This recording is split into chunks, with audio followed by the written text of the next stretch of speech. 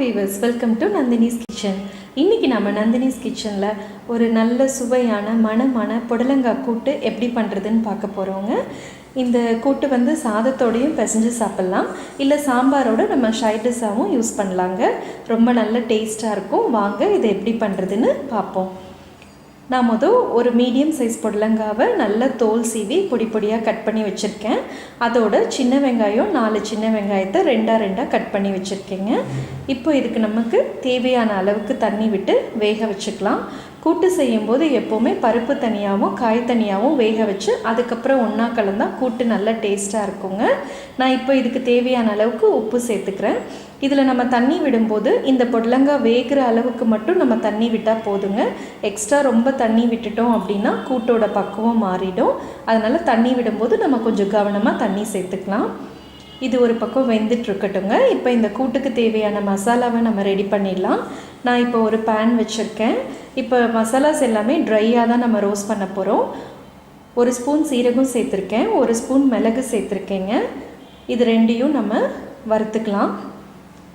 இது நல்லா வறுபட்டதுக்கப்புறமா நான் ஒரு பெரிய ஸ்பூனில் 1 ஸ்பூன் துருவின தேங்காய் சேர்த்துருக்கேன். இப்போ இந்த தேங்காவும் சேர்த்து இதோட வறுத்துடலாம். தேங்காய் நல்லா வறுத்து இதோட அரைக்கும்போது கூட்டு நல்ல வாசமாகவும் டேஸ்ட்டாகவும் இருக்குங்க. இப்போ நமக்கு புடலங்காய் 3/4 பதத்துக்கு வெந்துருச்சு. இந்த டைமில் இந்த வறுத்த 3ஐயும் அரைச்சி நான் இதோட சேர்த்துருக்கேங்க. சேர்த்து எல்லாத்தையும் ஒன்றா நம்ம கலந்து விட்டுடலாம்.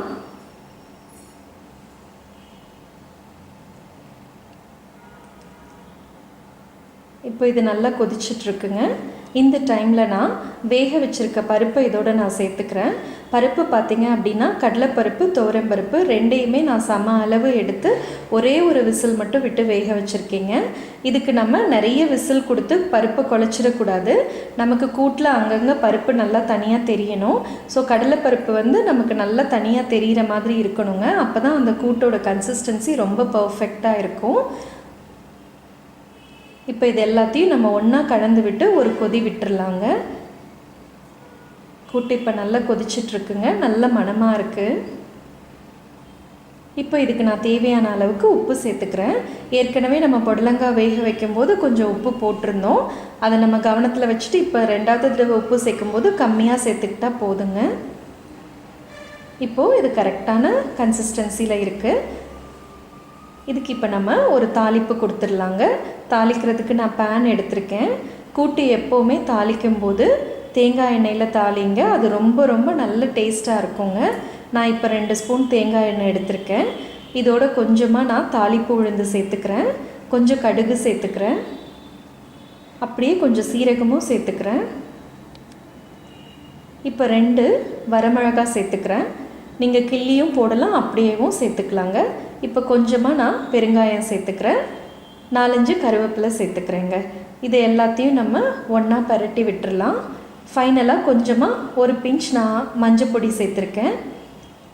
ஃபைனலாக மஞ்சள் பொடி சேர்க்கும்போது இன்னும் கொஞ்சம் நல்லா கலர்ஃபுல்லாக இருக்குங்க. அதனால நான் ஃபைனலாக சேர்த்துருக்கேன். இப்போ நம்ம கூட்டு ரெடியாக இருக்குது.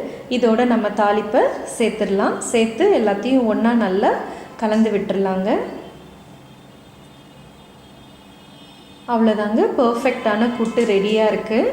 இது ரொம்ப நல்ல டேஸ்ட்டாக இருக்குங்க. இதை கண்டிப்பாக நீங்கள் ட்ரை பண்ணி பாருங்கள்.